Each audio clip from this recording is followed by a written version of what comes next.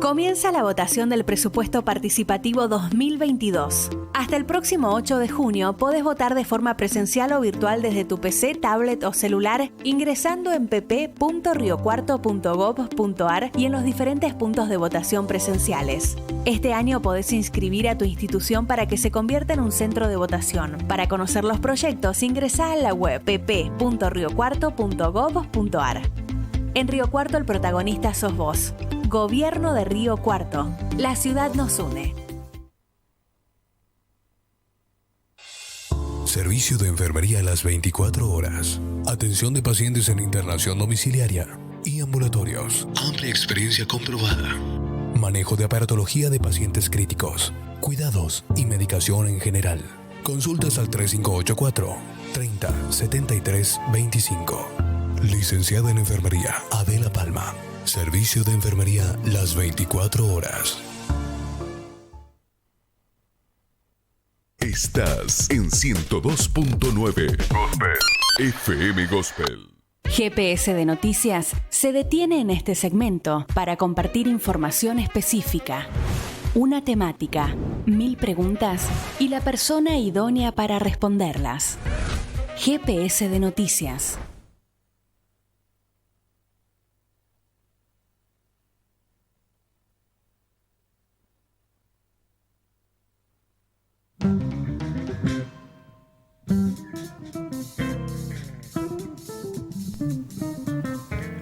Seis de la tarde con 27 minutos y continuamos con GPS de Noticias, segunda edición. Le vamos a dar la bienvenida a Miguel Ángel Beso, que nuevamente nos trae su columna de realidad política y social. Buenas tardes, Miguel. Hola, un gusto estar, Nahuel, de nuevo acá en el programa.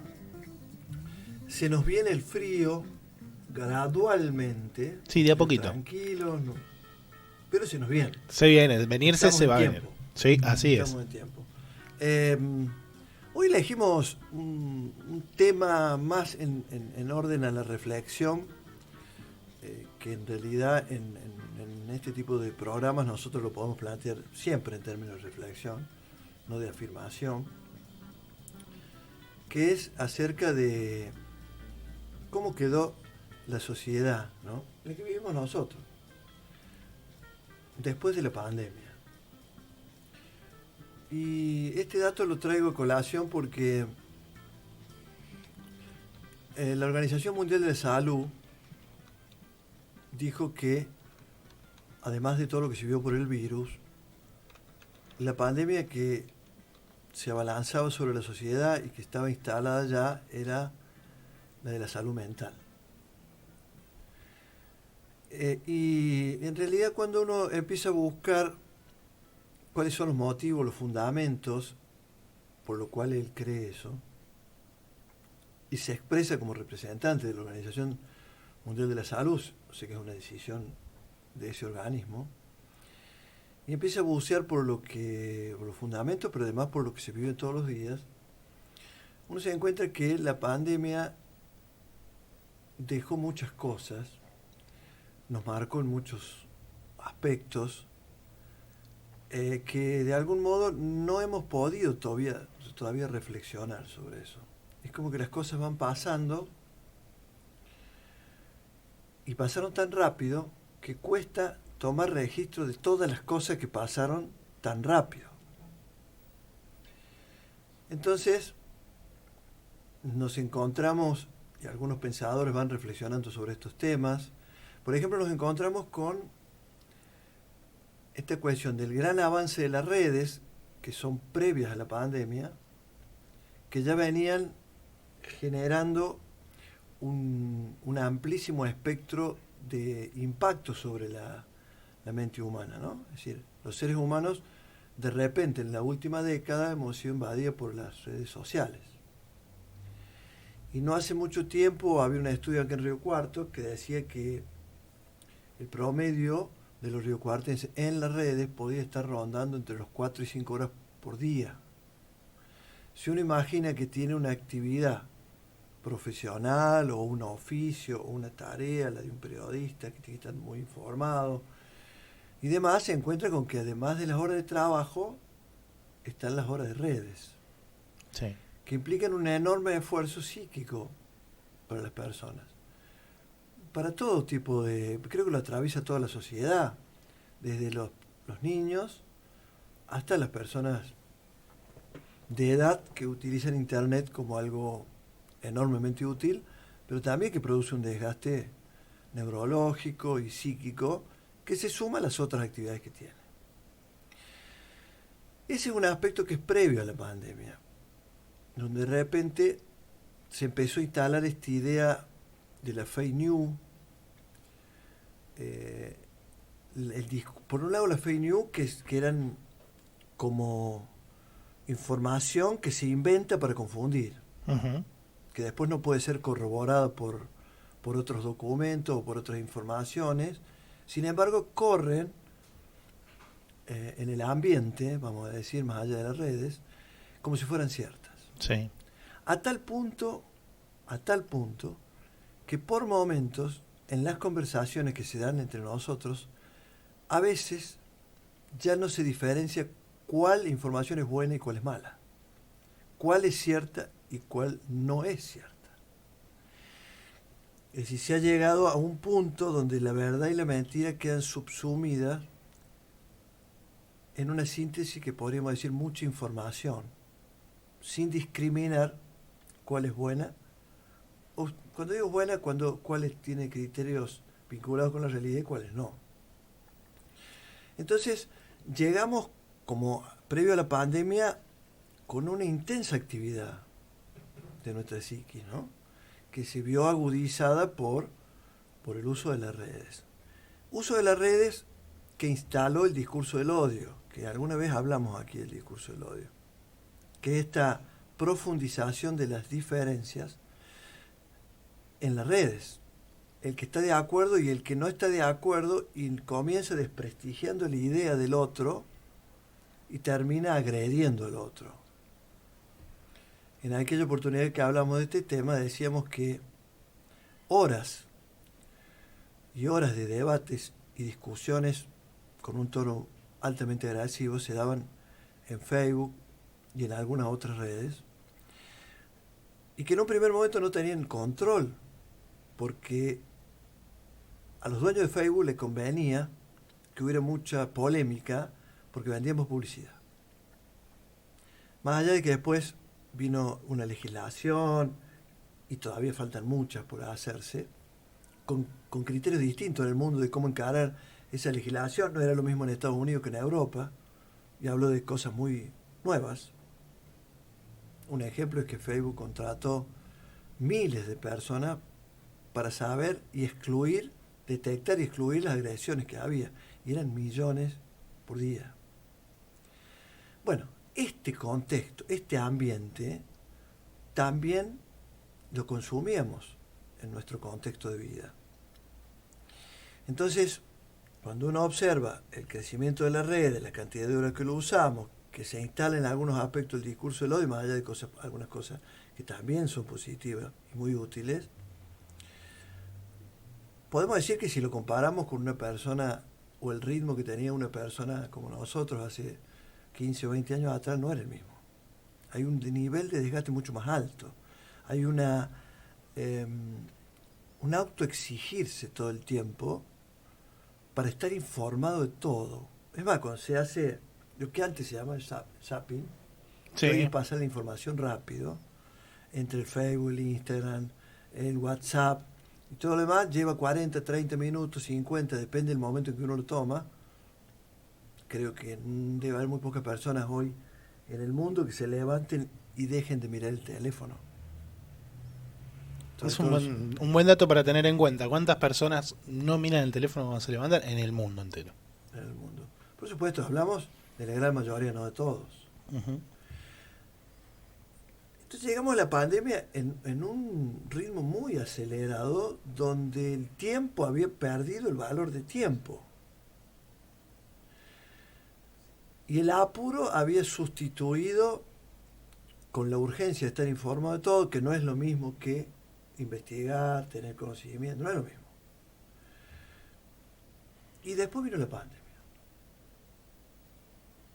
Y la pandemia trajo otro conjunto de situaciones absolutamente nuevas para la sociedad, que comenzaron por aislarse y estar dentro de la casa. Pero a eso se le sumó un conjunto de limitaciones, cómo uno debía salir a la calle, no había vacunas al principio, había mucha incertidumbre, se multiplicaron los delivery, las películas online, se modificó todo un aspecto de la realidad, los cines no podían abrir porque nadie iba ni a los cines ni a las canchas de fútbol. Y el trabajo online.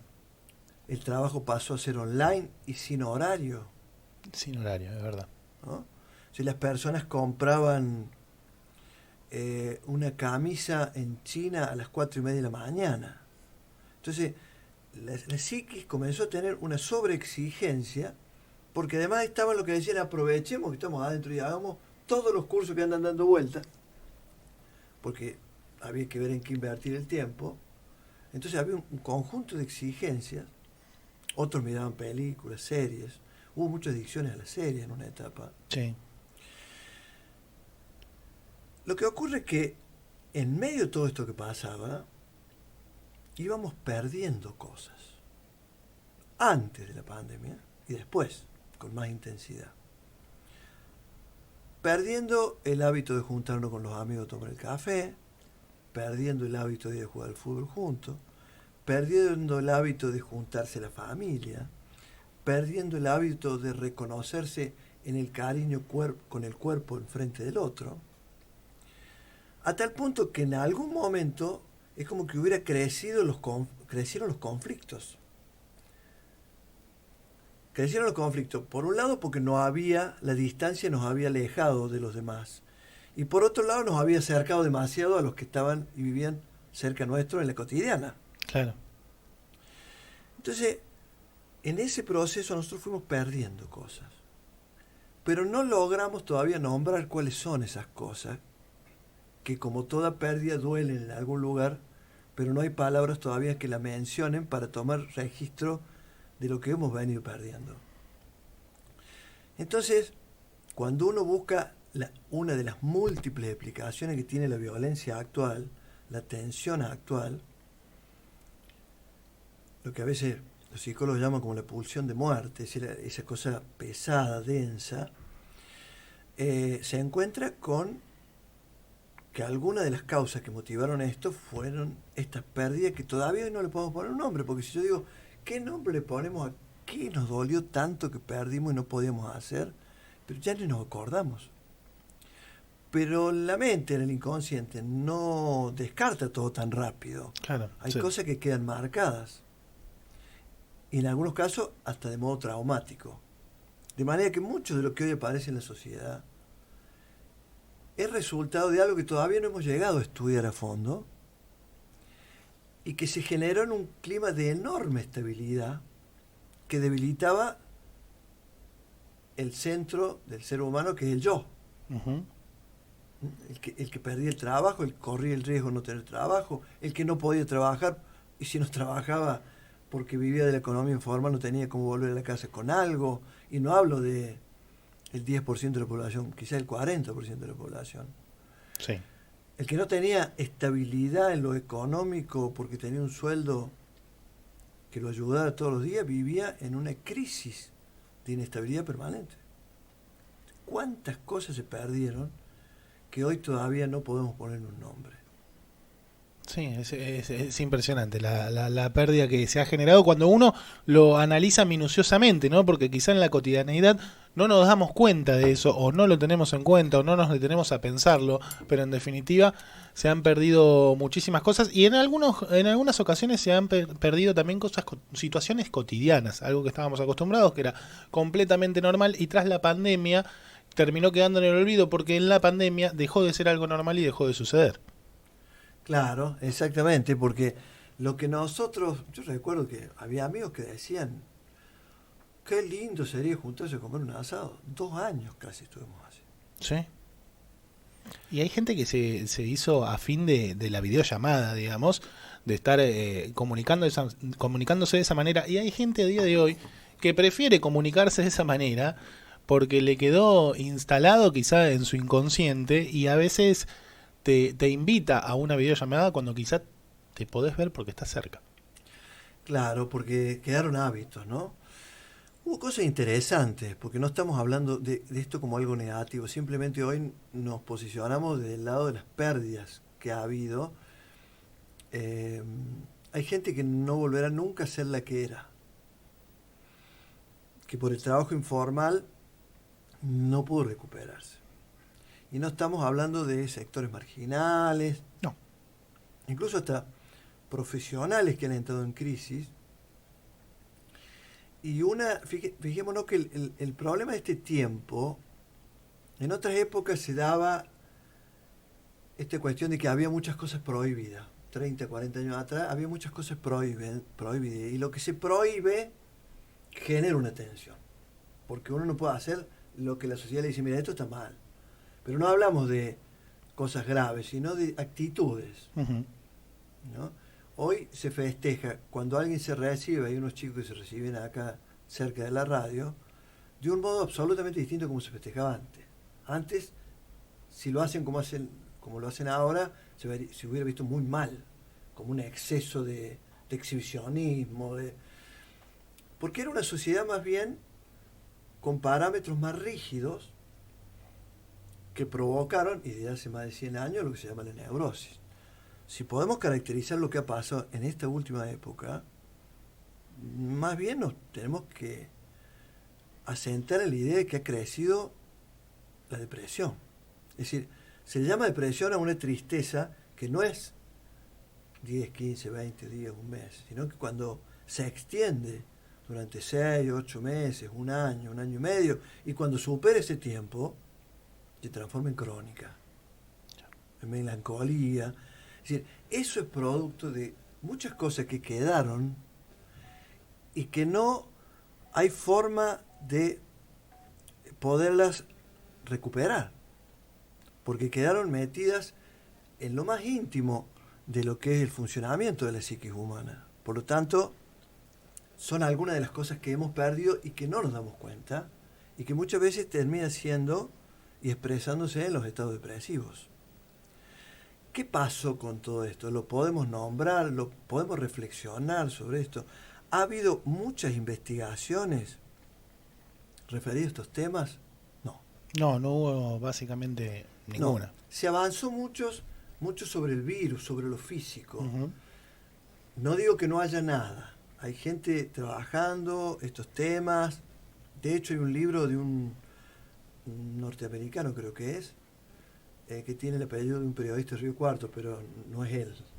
James Davies se llama, que acaba de publicar un libro que se llama Sedados, de la enorme cantidad de consumo de droga legal que hay en las ciudades, como manera de contrarrestar algo que está dando vuelta ahí, que presiona mucho a la persona y que a veces se quiere solucionar por la vía más fácil. Claro. Medicando, que no sé si es lo mejor. Uh-huh. Quizás haga falta algunas veces y otras veces no. Pero bueno, esas son algunas de las cuestiones que nos dejó la pandemia, que ya traíamos antes de la pandemia con un gran acelere. Que se potenciaron. Nosotros frenamos de golpe, es como un auto que de golpe se frenó, pasa en todo largo. Nos costó acomodarlo a la pandemia, nos cuesta salir de la pandemia, y en el medio ocurrieron muchas cosas que no podemos estar dando por sentado que se van a superar fácilmente. Hay una tarea que hacer, hay investigaciones que sería muy bueno que se hicieran, o que se profundizaran, porque algunas hay. Digamos que se puede, pero que es un camino que hay que transitarlo. Hay que transitarlo. Además, lo que ocurre es que bueno, ya está, nos cansó la pandemia, nos sacamos de arriba, ya fue, pero dejó muchas mellas. Yo puse algunos ejemplos, pero hay muchos más. Hay dolores cotidianos que han quedado escondidos porque han generado conflictos íntimos. De hecho, crecieron los divorcios, por ejemplo, crecieron las separaciones, los conflictos entre padres e hijos, y cuestiones que todavía no se pueden arreglar, porque siempre tenemos la tendencia a creer que solo nos podemos manejar y resolver nuestros problemas, somos autosuficientes. Bueno, hay momentos en que la mente humana, la psiquis, tiene un nivel de agotamiento tan alto con esto que decíamos en la primera parte sobre las redes, sobre la mentira, sobre la verdad, sobre la pandemia, que quizás podemos decir que es una etapa crucial para ver cómo podemos construir lo que viene. Hasta ahora lo que se ve es profundización de las divisiones, mucho conflicto, también algo expresa de lo que estamos diciendo ese conflicto. Digo, los conflictos por sí mismos nos dicen que venimos de una etapa bastante conflictiva. Cuando digo etapa no digo solo pandemia, sino una etapa prepandemia que nos ha llevado a esto.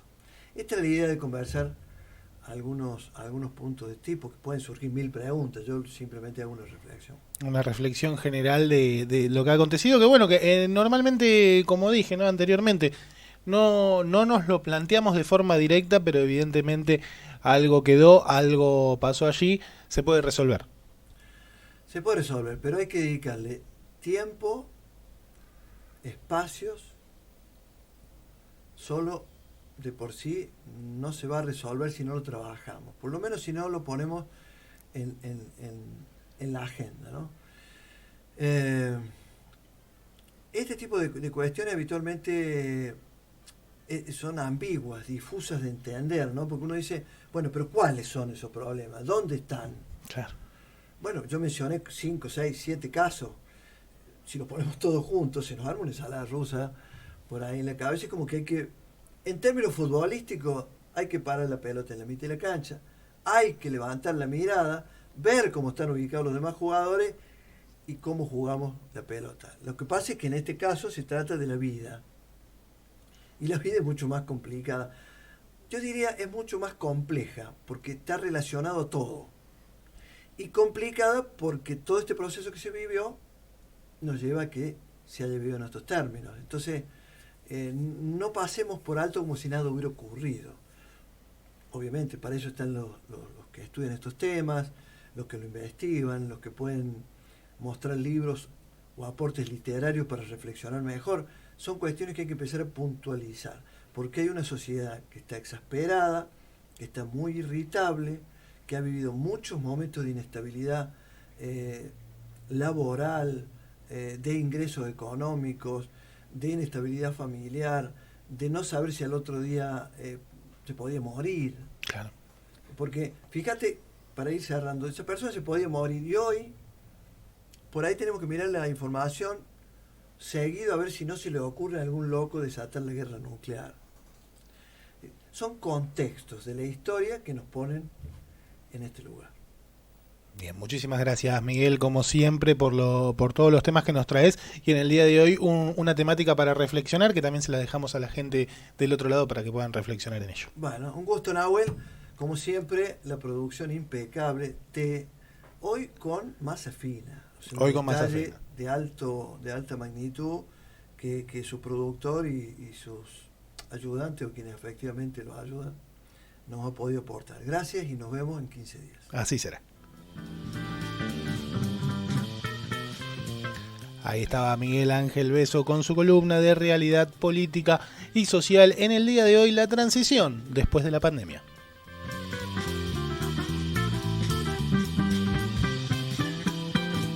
Esto es GPS de Noticias, segunda edición, 102.9.